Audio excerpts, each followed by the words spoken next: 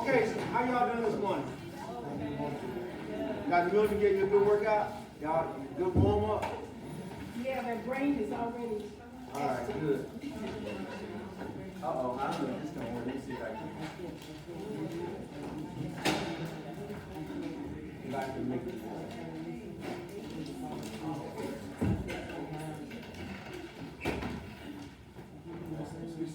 Y'all see that? No, sir. No, sir. Come a little closer. Come a little closer. I don't know what else to do with this. It's broken. This cheap board here. It seems like it's getting worse. Something goes up. I put the chair there. To the Huh? side. Add the chair to the side. Let me see if I can make it through. Okay, so the last time we talked about this so-called one compartment model with first order absorption and first order elimination. We said that generally speaking, the plasma concentration time curve is going to have two phases, an absorption phase and a post-absorption phase. So while the concentration is going up, and we talked about why that is occurring, that's the absorption phase and the concentrations, or the amount of drug in the body is increasing, and then during the post-absorption phase, or the elimination phase, the concentrations are decreasing. We said that this curve could be described by an equation that says that the plasma concentration is equal to F times B times Ka divided by B times Ka minus KEL. And that was all times e to the power negative KLT minus e to the power negative Ka times T. And we said in a normal situation, hopefully tomorrow and Friday we'll talk about the more uncommon situation, but normally, I'll just say usually, for most orally absorbed products, usually Ka is going to be greater than KGL. Not always, but most of the time. Better than 90% of the time. So in that case, when we reach the post-absorption phase, we said that this second exponential term, e to the power negative Ka times T, is approaching zero faster than this first exponential term. So in the post-absorption phase, only, then C is equal to F times D times Ka over B times Ka minus KEL times e to the power negative KEL times T. And I think I emphasized this. This is true only in, I'm gonna just say PA, post-absorption. You write it or record it. Post-absorption phase, to save some space. In the post-absorption or the elimination phase. Now, even as I talk, I'm trying to think of questions for coming Monday, and I don't think I mentioned this last week. I may have, but when we enter the post-absorption phase, even though we call it the post-absorption phase or the elimination phase, absorption is still occurring, in the post-absorption phase. Just like elimination is occurring in the absorption phase, At some point during the post-absorption phase, all of this drug out here at the absorption site is going to be absorbed, or whatever is going to be absorbed, But I don't want you to think that as soon as we enter the post-absorption phase that we don't have any more drug to be absorbed. It's just that during that post-absorption phase, remember when we talked about the rates, we said in the post-absorption phase that the drug is being eliminated faster than it's being absorbed, so that's why the concentrations start going down. In the absorption phase, we still have elimination occurring in the absorption phase, but the absorption is faster than the elimination during the absorption phase, so concentrations are going up. So in the post-absorption phase, this equation is true. This equation is always true. We can just simplify this equation to this in the post-absorption phase, and then we said if we take the logarithm of both sides, then we can write the log of F times D times Ka over D times Ka minus KEL minus KEL So we said if we look at the post-absorption phase and the post-absorption phase only, okay, that if we look at that line associated with the post-absorption phase, okay, if we extrapolate that all the way back to the y-axis, then based on this equation that describes the post-absorption phase, that the slope of this line will be equal to negative KEL, okay? And this back extrapolated intercept here, if we do it on semi-log paper, it's just gonna be what's in the brackets right now, okay? Just like, I think I wrote up here, compare with the log of C is equal to the log of C0 minus KEL times T. So mechanistically, you handle this situation the same way you handle this situation. Okay. So on semi-log paper, this intercept would be F times D times Ka divided by V times Ka minus KEL. On semi-log paper, if you did this on rectilinear paper, you have to plot the logarithm of the concentrations on rectilinear paper, just like this equation said. And let me put T down here for time. So on rectilinear paper, if we were doing this intercept would be the natural log of F times D times K. So to get this on this value here, just in brackets, if I was on rectilinear paper, I would have to take the anti-log of the intercept. Because all of these values on the y-axis on rectilinear paper are logarithmic values, just like you do this on rectilinear paper. Okay. Most of our work is going to be on semi-log because it's quicker and easier. But for first order, you can do it on rectilinear or semi-log paper. Okay. Question about this so far: how to determine KEL in the case where Ka is greater than KEL, which is the normal situation. So that's the way we get KEL. If we know KEL, we can get the half-life, 0.693 divided by KEL, or we can come down to half of this intercept value, okay, on semi-log paper. So let's just say in laboratory, our little laboratory exercise we did last week, remember that F times D times Ka, all that stuff was 16 milligrams per liter last week in laboratory.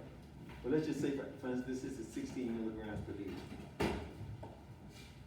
We can come down to 8 milligrams per liter and go over and down, and that would be the half-life also.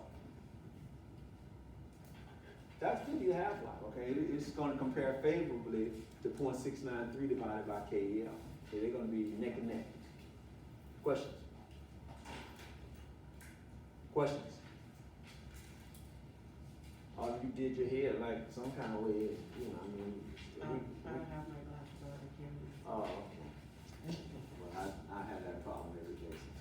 Questions? Okay, so that's the way we get KEL out of this model here. And then to get Ka, because in the lab last week, I just gave you the equation, say, okay, calculate the concentration at a given time, okay? But so we assume the value for Ka and KEL so we can get some practice doing the math. To get Ka from this graph, we're going to have to do something similar to what we did with the two-compartment model. That is, strip the curve, feather the curve, or use the method of residuals. Okay, so it's the same thing. Okay. And before I even show you how to do it, I'm going to tell you, there's only one way to do it. You're going to be doing subtractions, and the only subtractions you can do so that you won't get negative values, you're going to have to subtract small numbers from larger numbers. If you subtract larger numbers from smaller numbers, you're going to get negative values. You can't plot negative values on the graph, negative concentration. So you always want your residual values to be positive, just like with the two-compartment model.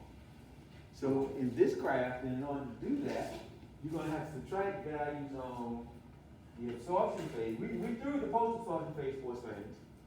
We threw the post, so bring your attention now to the absorption phase. We're going to subtract the actual values on the absorption phase curve. We're going to subtract, because those values are low, we're going to subtract those from the back extrapolated values up here on this line. Let me do it right. Up here on this line here. So we're going to subtract values down here from the corresponding time value up on this line. Can you see it before we go through any fancy stuff or whatever? You're going to subtract at this time, we just call this T1. That might be 15, it might be 20 minutes, whatever. It's got a corresponding value up here on this graph. Okay. So you're gonna subtract this value, which is in your data set. I'm just drawing a solid curve, but these are actual concentrations in your table or whatever. You're gonna subtract this concentration from this back extrapolated concentration. That's the only way you're gonna get a positive number. If you subtract this value from down here, you're gonna get a negative number. You can't plot that. Okay. Whatever that difference is, whatever that residual value is, you're gonna plot that at the same time. So just say, for instance, this was 3 down here, and this was 15 up here. I'm just making up numbers. This was 3 and this was 15. 15 minus 3 is equal to 12. So you find 12 on your y coordinate, okay, and you plot 12 at that same time. That's the residual value. That's the difference. That's the 12. So you get one residual value, okay? I'm gonna make it a circle. Then you come to your next concentration down here. And then you go to the again, you're gonna have to be able to read these concentrations on your back extrapolated graph, okay? On this funny line I drew here. You have to read those concentrations from the graph. So you look at this concentration, we'll call it T2. You come straight up above that, there's a concentration on this graph up here at that same time. So you're gonna subtract this value here from this value here. You're gonna get a difference again. Okay, whatever that difference is, you plot that at the same time. So let's just say it's right here. Then you're going to come to a third value in your data set. Okay, and you're going to subtract this value from whatever this value is right on top of it up here on this back extrapolated line. Am I making myself? That's all you're doing. You're just doing subtractions. Whatever that difference is, you're going to plot that difference, okay, at that same time. Okay, I'm just going to draw a circle. Then you're gonna get your ruler and you're gonna try to draw a best fit line. Let me just cheat a little bit. You're gonna draw the line through those circles with your ruler. Okay. The slope of that residual line with those circles, that slope is gonna be equal to negative Ka. Equal the slope of the residual line. For right now, I don't know if we're going to have time to cover a different situation, but for right now, make your residual line and this back extrapolated post-absorption phase line, for right now, let them intersect right there. Let them converge together on the y-axis. Okay. In other words, you see how they come together right there? Make your residual line, when you get your circles, your residual values, and you're trying to draw your best fit line, for right now, as you draw the line, make sure that the origin of that line meets with the origin of the KEL line. For right now, okay. If we have time, we'll talk about a situation where that won't apply. When the drug has a so-called lag time. But for right now, we're gonna make those two lines converge right there, and we're gonna try to draw the best line we can through those residual values. All of that stripping the curve and feathering the curve and using the method of residuals, I hope you can see all of that is occurring during the absorption phase. We through with the post-absorption phase. So the slope of this line is equal to negative Ka. You can calculate the slope of that line just like you did when you were up here at the beginning of the semester. Okay. You just take 2 points on the line, okay? The log of C1 minus the log of C2 over T1 minus T2 on that residual line. Same thing with your KEL line. Just take 2 concentrations and 2 times. Now we stressed this at the beginning of the semester. Try to get concentrations that's fairly far apart, like maybe one here and one out here somewhere. You get better accuracy. When you get the Ka, the residual line, take a concentration up here and take one way down here somewhere. And then those 2 times. Now don't forget now that because this is first order, this is the log of C1 minus the log of C2 over T1 minus T2. If you just do C1 minus C2 over T1 minus T2, you're going to get the wrong KEL back for first order kinetics. You don't need the log for 0 order kinetics, but for first order, this equation says, remember we said to get the slope of the line, just look and see what's in the y position. So these are logarithms, guys. So it's the log of C1 minus the log of C2 over T1 minus T2. So the equation will guide you if you let it. Questions? What is this? Go ahead on. Okay, so for the first difference, one would be like example, you say 16 minus 4, you get 12. And I said 60, yeah. Did I say what, if I was 4 or whatever, 60, I thought I said 15, but in any case, yeah, I just assumed that this is 6, let's just say, 16 was something totally different. 16 was at the origin that we assumed last week in laboratory. I said that this first value, I think I said the first value was 15. And I said the value down here was 3. 15 minus 3 is equal to 12. So this first plot point right here would be 12. That would be my first residual value. So the first one wouldn't be at T1, exactly at T1? It would be exactly at T1. So if it's not exactly that, forgive my math. If T1 is equal to 15 minutes, that concentration is 15 minutes. You go up here on this back extrapolated KEL line at 15 minutes. So I just assumed at 15 minutes that was equal to 15. So I just said 15 minus 3, and that difference would have been 12. Okay, that's what I was trying to show. All you're doing is doing subtraction and plotting the residual value at the same time that you did the subtraction. Okay, we're gonna do this in the lab today. I'm gonna make you an assignment before we leave today. I'm not gonna beat you up about it because you don't have a whole lot of time between now and lab. If you do have time, you can start working on it. If you come to lab naked, I ain't gonna beat you up. I'm just saying that if you wanna impress me, and if you have time while you're eating your lunch or whatever, you can start working on it. But we're gonna actually go through the procedure with some real numbers, real graph and stuff in laboratory today. Okay? And tomorrow, yes. What does the residual line mean? I'm sorry, what's that again? What's the purpose of the residual line? What's the what of the residual line? Purpose of the residual line. I'm still not understanding your point. I know you're doing the differences. Right. But what's the purpose of the line? So you can calculate Ka. So you can calculate Ka from that concentration time data. You don't, in laboratory labs, we could just appear it out of nowhere. We just assume the value. But in this model, we got concentration time data. We got to analyze that data to get Ka out of it. So we can keep on building on this equation right here that describes it.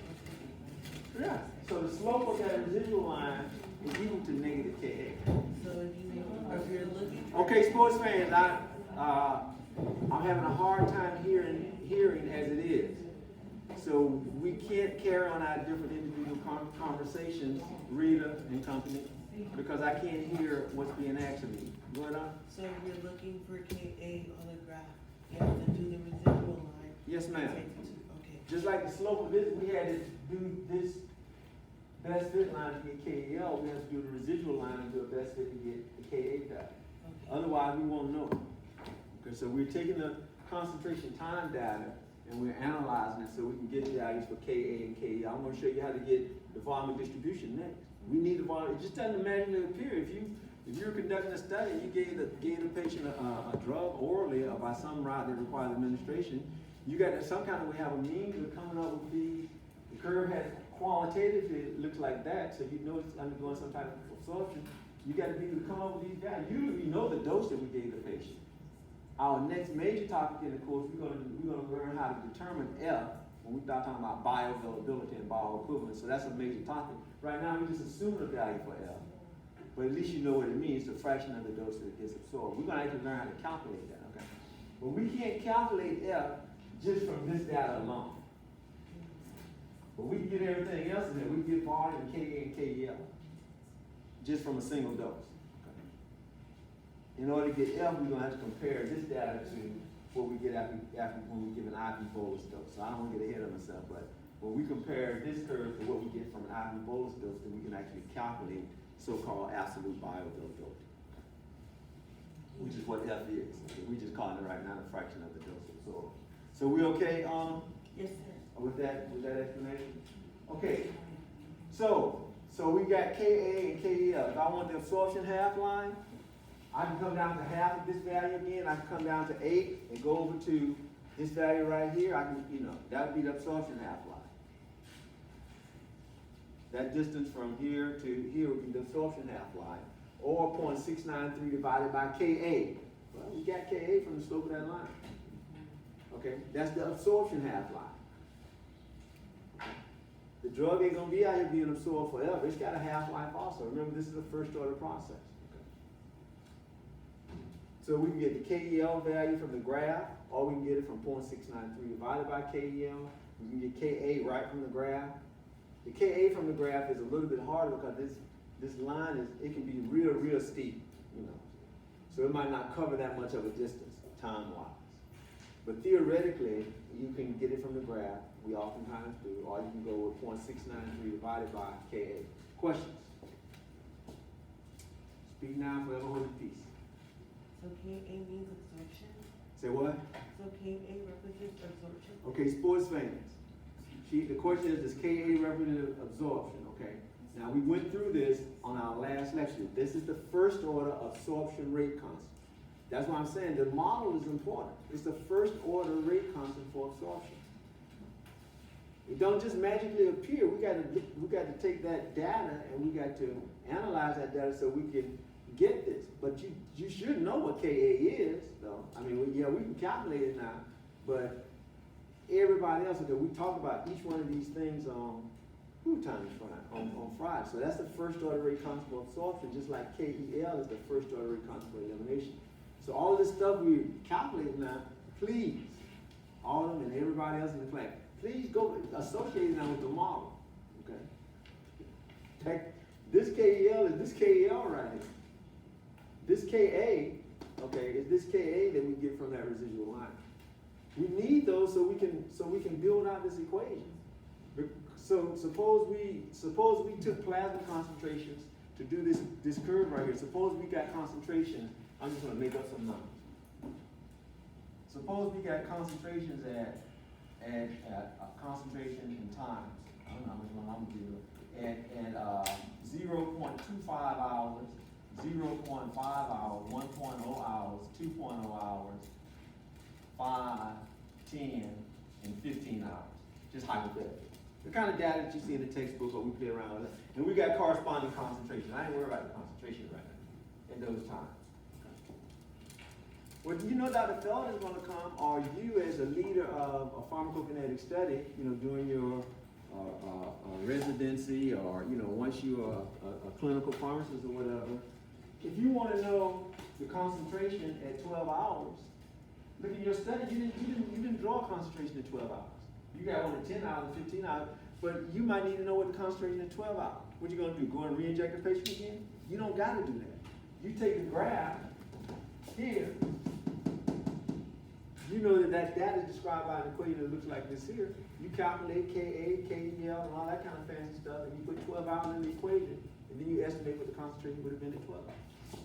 You don't got to do the study all over again. Does that make sense? If you want to know what the concentration is in 24 hours, well, you only took this study out in 15 hours. You don't have to start all over again. You take, you analyze the graph that you got. It went out to 15 hours. You know all of these things in the equation, then you put T equal 24 hours in there, and then you calculate, estimate what the concentration would be at 24 hours. Does that make sense? Mm-hmm. Okay. That's one of the benefits of pharmacokinetics, which, 30 or 40 years ago, folks weren't able to do that. They had to just kind of guess what the concentration would be at 24 hours, or what the concentration would be at 12 and a half hours. But with pharmacokinetics, we have equations that describe these models. So it takes some of the guesswork out. It's not perfect, but it works oftentimes. Okay. Eraser. So we can calculate Ka, KEL. Let's talk about calculating the apparent volume of distribution.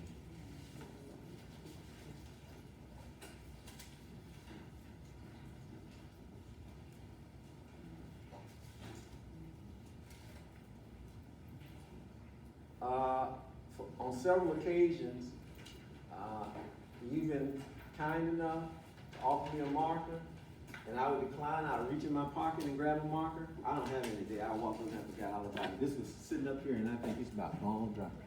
Thanks a lot. I appreciate it. Thank you. Sorry.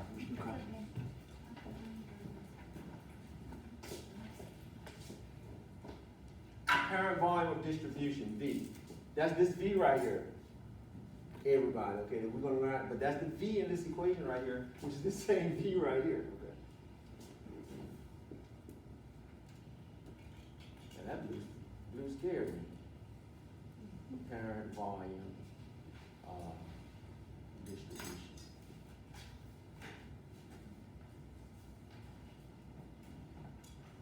V. So to get V, I'm gonna tell you how to do it first, and then I'm gonna show you mathematically how it's done based on this graph here.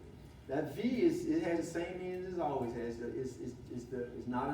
It's not an actual volume. It's a hypothetical volume. It could actually be bigger than actual body volume. So we talked about volume distribution when we were talking about the one compartment model and stuff, and we compared it to body fluids. So we said the smallest volume distribution in a 70 kilogram person couldn't be less than 3 or 4 liters, because that's the minimum plasma volume in a 70 kilogram person. We talked about intracellular fluids and extracellular fluids and total body water.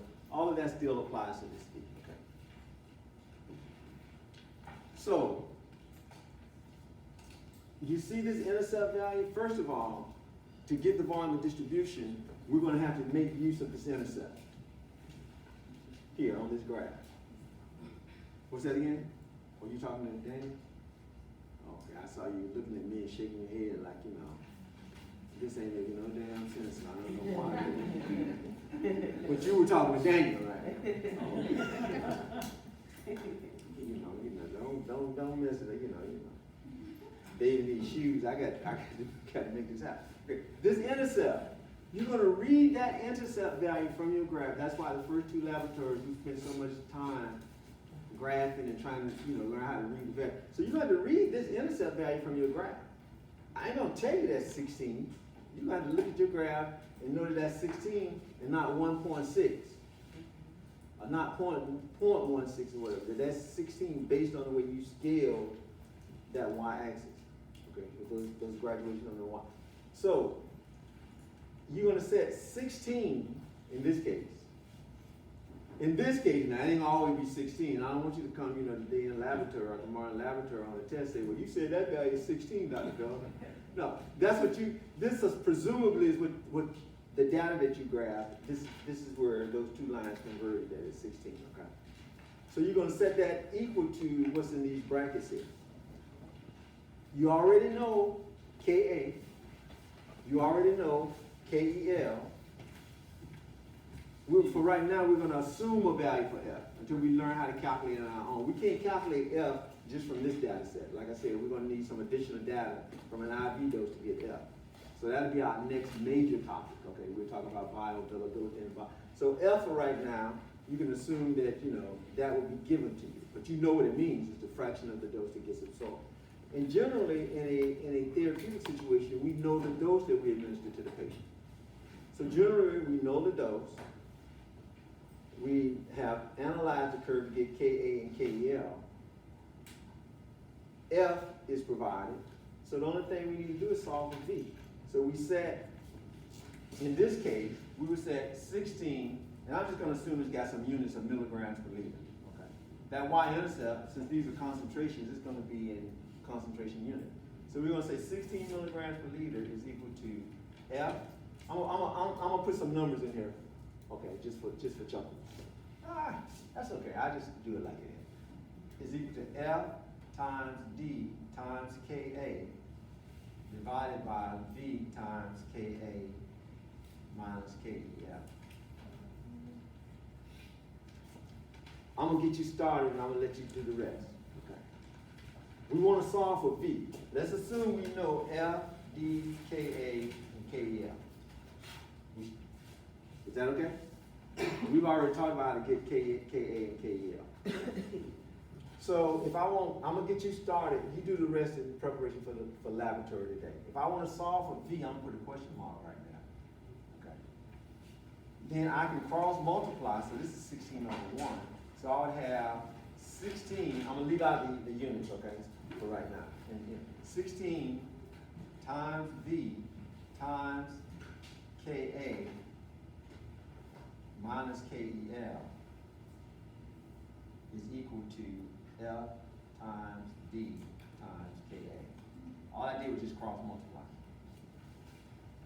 Right? You take it from there to get V by itself. So the next thing we're gonna do is maybe divide both sides by 16. So then I'll have V times KA minus KEL is equal to F times D times KA divided by 16. I'm not writing it, but it's just algebra, okay? So everybody in here should be able to isolate the V. But that's what we want to solve for. So take it from there and get an equation that says that V is equal to whatever. Everybody understand what I'm asking you to do? Okay. That's where you solve for V. Okay. Now, I've said this before, but I'm gonna reiterate it. Let's take our beaker body first. Okay. Let's take our beaker body first. Okay. I'll give him some hands, whatever. He's had a little surgery on his legs, okay. Our beaker person. It's a certain volume in that beaker. When we calculate this volume, let's take, for instance, the drug theophylline. You can take theophylline orally, or you can take it parenterally, IV or whatever the case may be. If theophylline comes in, let's just say orally, it's going to have to undergo an absorption process. Ka. Down. It's going to have to be, if it comes in orally, the glass or the plastic or the beaker, those are the membranes. So they got to come from outside to the inside. But once that theophylline crosses that glass or that plastic or that membrane to get into this volume, is it going to distribute throughout that whole volume? Yeah, it's going to distribute throughout the volume. Now let's just say if I give it IV, I'm going to try to draw a squiggly arrow, okay, and I give it IV. If I give it IV, the theophylline I'm talking about. I'm just using theophylline as an example because you got drugs that are formulated, a lot of them are formulated for parenteral administration, like IV, intramuscular, and then you got PO administration. So a lot of drugs are, so I'm just saying theophylline because that's an example of a drug that I can give IV or PO, okay? So in the IV case, I'll be introducing it directly into the solution, if you will, right into the bloodstream, okay? Is it going to distribute out that volume? The drug, when I give it IV? Is the volume of distribution is it going to be any different from the oral dose versus the IV dose for this beaker person? Are they going to distribute throughout different volumes? It's the same volume. It's the same volume. It's exactly the same thing is happening in us. Okay, so this volume that I'm going to calculate from this oral dose or from this dose that requires some form of absorption would be the same volume of distribution if I had given an IV dose, or if I had given an intramuscular dose, or if I had given a subcutaneous dose. Once the drug hits the bloodstream, it's going to distribute throughout the same volume, organs and tissues as it partitions back and forth between the vascular system and the organs and tissues in the body. So the route of administration, we don't expect that to have any influence on the volume of distribution. Will these two different routes affect the concentration of drug in this solution? Oh, it's yes. Yes, they could very well have different concentrations. If this is a 500 milligram dose and I put 500 milligrams in this way, okay, well, the volume of distribution, not the volume, but the concentration could very well be different because remember we got an elimination pathway and this route is coming in a little bit at a time by first order absorption. This route is presented all at once, okay, so I would expect that the concentration very well could be different, but not the volume of distribution, not the half-life, not the elimination half-life at least. In the case of an IV dose, we don't have an absorption half-life. But once this drug gets in the body by absorption, the elimination half-life, as described by that elimination phase, it's going to be the same as I given an IV dose. They don't care. The liver and the kidney, they don't care how the drug got there. They're going to still do their thing the same way. Okay. So the half-life, the elimination half-life, is not going to change from an oral dose versus an IV dose. We would expect them to be the same because the organs of elimination, they're equal opportunity. They ain't discriminating. Same half-life. Okay. Question on this. That's where we get the volume of distribution. And let me say this, because I already know on Monday, but I'm telling you straight out right now, don't do this on Monday. I'm telling you, this value up here is not C0. We can use this intercept to calculate the volume of distribution. And maybe even do some other things. We can use it to calculate the half-life of the drug. Like I said, we come down from 16 down to 8, go over to our one. We can use that intercept, but that's not C0. What's C0 in this model? We talked about it before, maybe in lab. What's the initial concentration in this model?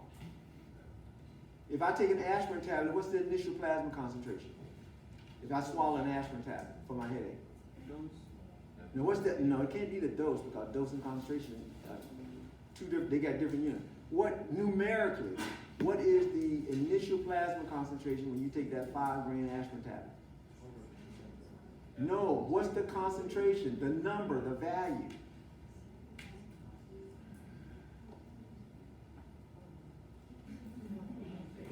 Okay. If I ask you what time it is right now, you're gonna look at your phone or your watch or whatever, you're gonna give me a numerical value, right? I'm asking you for a numerical value for the initial concentration in this model. We've already talked about it before. It's 0. Ain't no drug in the bloodstream when you initially swallow an aspirin tablet. And we've done this in this class before. If you put T equals 0 in here, you're going to get C is equal to 0. The initial concentration, when T is equal to 0, C is going to be equal to 0, because it's going to be 1 minus 1. That's too hard for TSU to find, son. So I'm saying to you, the reason I'm taking you through this little mental exercise, because I'm trying to reinforce what I said. That is, this value up here is not C0 in this model. C0 is not going to have a positive value after an oral dose. C0 is equal, the initial concentration is equal to 0, both intuitively and mathematically speaking. It's equal to 0. So, back to what I was about to say. This is what I don't want you to do come next week, when I ask you to calculate the volume of distribution. And you're so smart, you done looked at all the old exams,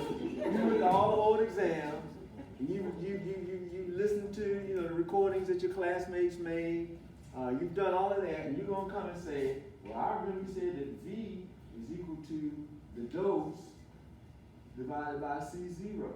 I did say that. For an IV bolus dose, 1 compartment mall it is. This ain't gonna work. If you do this for an oral dose, C0 is equal to 0. You just told me that now. So now you go put C0 equal to this value right here, you're gonna have lost 5 points unnecessarily. Because that equation is not true for this model. The way you get the volume of distribution in this model is like I just told you.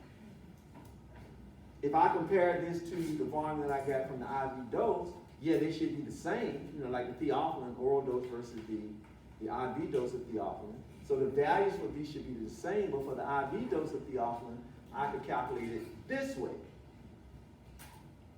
For the oral dose of theophylline, I have to calculate it this way. Those values would be approximately the same, but I'm calculating them in a different fashion. Now, every time I teach this course, I tell students that, but some of you all are not here. I mean, you're here, but you're not here. So I'm already assured that several people in this class, when asked to calculate the volume of distribution for this model, I don't care how sternly I preach this sermon, they're going to do it this way anyway. It don't got to be you, though. It don't got to be you. But somebody's going to do it. More than one person. I guarantee, I know it. I already know it. Okay. All I'm saying is this is not C0, so you do not calculate the volume after the oral dose using this equation. C0 is equal to 0 in this model. I've shown you that mathematically. You've told me that intuitively. If you swallow an aspirin tablet, you do not have any aspirin in your blood at time 0. At time 0, all that aspirin is in the GI tract. So now I don't know how to say that. Okay, so that's the apparent volume of distribution. And the only other thing I want to cover for today, and I think we can wrap this up on tomorrow, I hope, I pray, is the clearance. the total body clearance. So that V that we calculate is this V right here now in this equation. So we're building out the equation so we can do, hey, what's the concentration at 50 hours after the dose? How long will it take for the concentration to reach 25 milligrams per liter? Okay, but in order to do that, we need to have the values in this equation, which describes this plasma concentration time. Okay, so that's volume. Isn't learning fun? Yo, you need to get a line.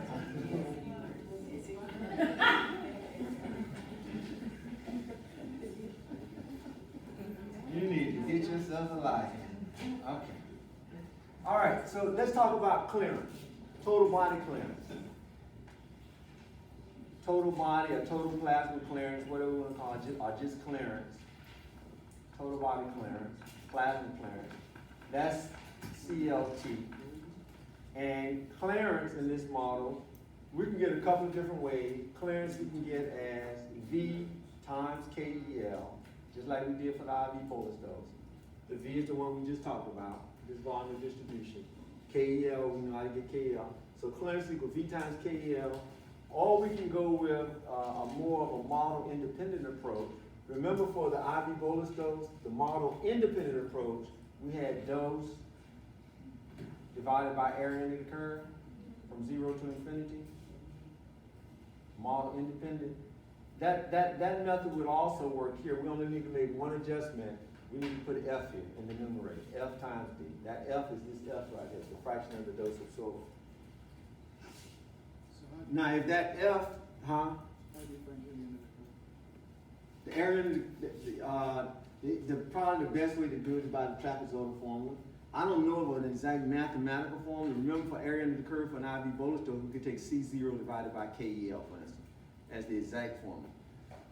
For the two compartment model, we had A over alpha plus B over beta. Plus we could do it by the trapezoidal rule. And the only way I know to do the area under the curve for this one is by the trapezoidal rule. If we're trying to find clearance, so I'm assuming we know the fraction of the dose absorbed, we know the dose, we get the area under the curve by the trapezoidal rule. Concentration time. I won't do all of them, but basically we got these concentrations. I'll just show a few. So the first trapezoid is really going to be a triangle, okay? The base of the first trapezoid is, here's the first trapezoid right here. It's a triangle. That first time right here is 0 on the x-axis, not going up, because you know we can't get 0 on the y-axis. But on the x-axis, on the left-hand side of that trapezoid, the base is equal to 0 height. On the right-hand side, if this is C1 right here, and this is T1 down here, the right-hand side, okay, has a height of C1. So that first trapezoid is actually a triangle. And that first trapezoid has an area of, this first one, 0 plus C1 over 2 times T1 minus 0 hours. It actually collapses into the formula for the area of a triangle. Because remember, the area of a triangle is just the height divided by 2 times the width. The width of that first trapezoid is T1 minus 0. So the width of the first trapezoid is just T1. Go back and look at the area for a triangle, and you'll see it's equal to the height divided by 2. So that's C1 divided by 2 times the width of the base. Okay. So the first one is just a triangle. The second one, we'll call this C2. We'll call down here, right up under, we'll call that T2. Okay, so the second trapezoid goes from C1 to C2. And we just do that the same way we did before. The second trapezoid has an area of C1 plus C2 over 2 times T1 minus T2. That's the second trapezoid. The third trapezoid, okay, here, we call that T3. That third trapezoid is, we'll call it C3, is C2 plus C3 over 2 times T3 minus T2, T3 minus T2. I think you get the hang of it. We're doing it the same way. The only thing, so we would do that for all of these trapezoids. Okay? Yeah, the last one is the residual area again. So this residual area from Tx on out to infinity, we call that Cx again. We call that Tx. That last one, that residual area is equal to Cx divided by KEL, just like with IV boluses. It's the last concentration divided by KEL. This is the residual area out here, sports friend. Residual area, I'm gonna call it RA. So don't forget the residual area, okay? And that's just whatever this last concentration is divided by KEL is the residual area. So if we add all of those areas together plus the residual area, we got the total area in the curve from 0 to infinity. Now, if there is an exact mathematical equation to do it, I'm not familiar with it. And I'll say one more thing, and then we'll depart for today, and then I think I can finish this up. So we add all those trapezoids up from time 0 out to Tx. That gives us the area in the curve from 0 to Tx. And then from Tx to infinity gives us the residual area. If we add those all together, we get the area in the curve from 0 to infinity. One other thing, this question always comes up. Of course, if we already know the area, that's not what I want to say. If we already know the clearance, usually we're using this formula to calculate the clearance. But let's say we already know the clearance. Then of course, the area in the curve, I just want to make this separate. Okay? Of course, we can get area in the curve if we already know the clearance. So I'm going to write that out. If clearance is already known, here we were trying to determine the clearance, but if we already know the clearance, already known, of course, we can rearrange this model independent equation to show that area under the curve from 0 to infinity, you see how much I can do in my head, area under the curve from 0 to infinity is equal to F times dose, divided by clearance. If we rearrange this equation right here, that's what I'm trying to show. If we already know the clearance, then we can rearrange this equation and solve for area in the curve mathematically. That's what we're doing. Generally, we don't already know the clearance, so we're using the area in the curve from this graph right here, okay, and the F and the D to calculate the clearance. So if we already know the clearance, yes, we could rearrange this equation and that would give us the area in the curve. I'm gonna stop right there. And on and how you doing? And then on Wednesday, we'll clean this up. I want to talk a little bit about Tmax. I think I showed you in laboratory how to calculate it, but we'll talk a little bit more about Tmax and Cmax. And then we'll talk about another version of this model called the flip-flop model, where normally Ka is greater than KEL. Normally this rate constant is greater than this rate constant. But we have a situation that in some cases, Ka will be less than KEL, so-called flip-flop model.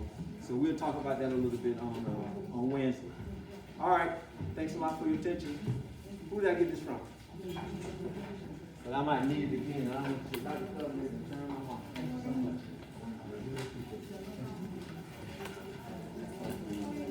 Hey, Dr. Cool, how you doing? How's everything? Oh, yeah. Thank you. Come on. You respond to that. I forgot. So Yin and I, these are the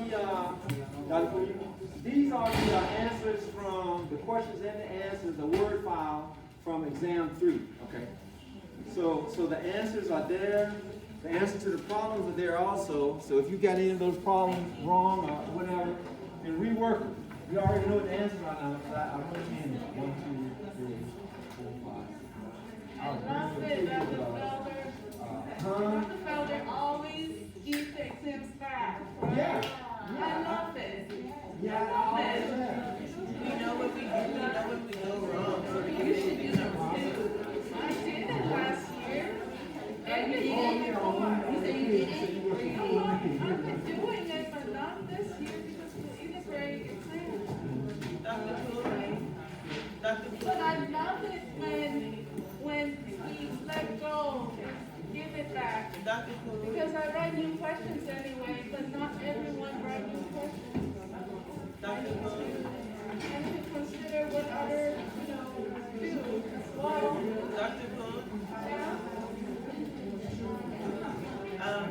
what you think about doing it? Because sometimes we don't know where we go wrong. I mean, if the exam is all my questions, I would give it back. But because it's other people's questions too, so it's like the team works. I can't give other people's questions back if they don't want to.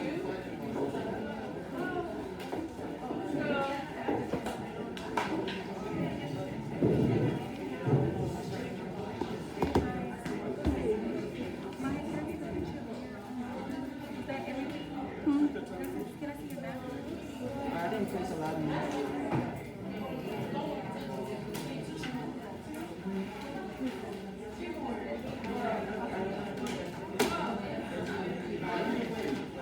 That's all I do.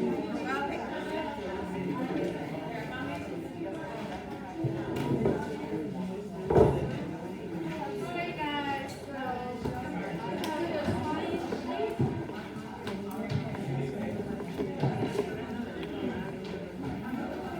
All right, Dr. Freeman, I'm out here.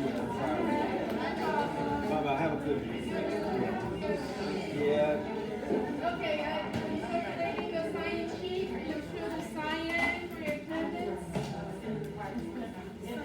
Remember to give it back to me at the end of class. Thank you. Oh, you can keep your original. Sorry. Alright, let me swap.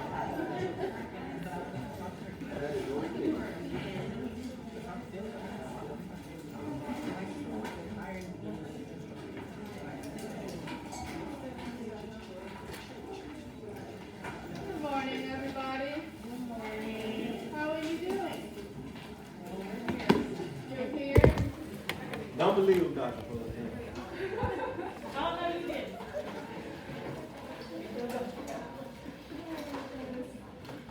So we have a guest speaker today, and he is signing in virtually.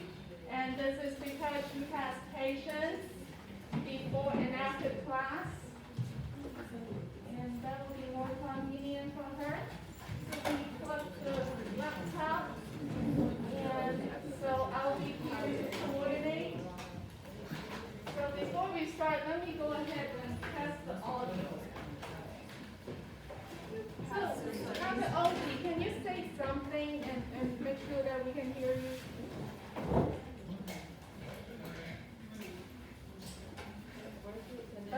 Can you say a little bit louder?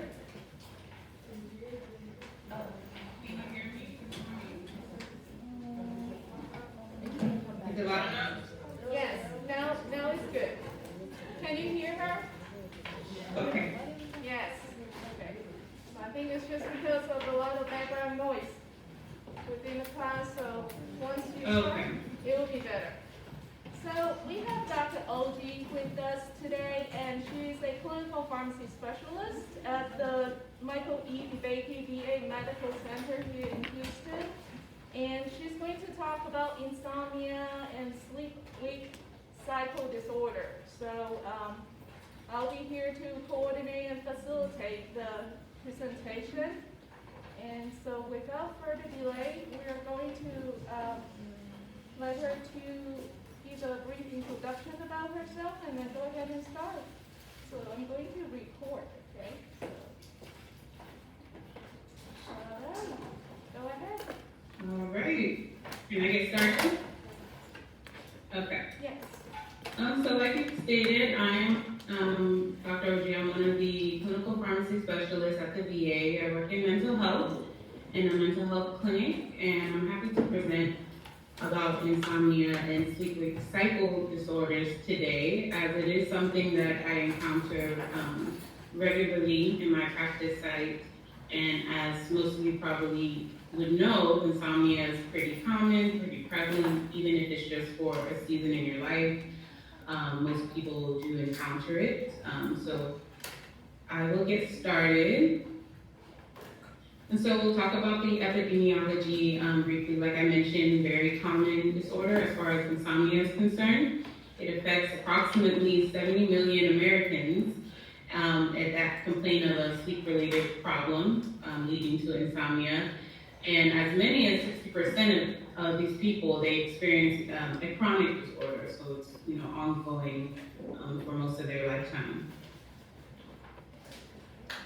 And to further talk on the epidemiology, it is one of the most common medical complaints. So when a patient goes into a clinic, it is the most common thing they will complain about. It's greater than 50% lifetime prevalence. Symptoms occur in 33% of the adult population, so that's quite a large amount. 10 to 15% with daytime impairment. Chronic insomnia occurs in about 6 to 10% of the population overall, as far as chronic insomnia. And then women report insomnia about 50% more often than men. So I think that's really interesting. Approximately $30 to $170 billion is spent on insomnia in the U.S. per year. As we'll go into later, there are a lot of drugs for it, a lot of treatments, alternative treatments for insomnia. And it's important to note that insomnia does increase with age. And so when we touch on pathophysiology, there are some anatomical structures to be mindful of. The suprachiasmatic nucleus is one of them, and it's responsible for the controlling of the circadian rhythm. So if you're not aware, our bodies do have our circadian rhythm. When it's light outside, melatonin release is suppressed, and then when it gets darker, it's released. And melatonin is responsible for sleep, one of the sleep hormones that we have. And that's why it's also important to know about the pineal gland, which secretes melatonin, prompting drowsiness and just overall regulating the sleep-wake cycle.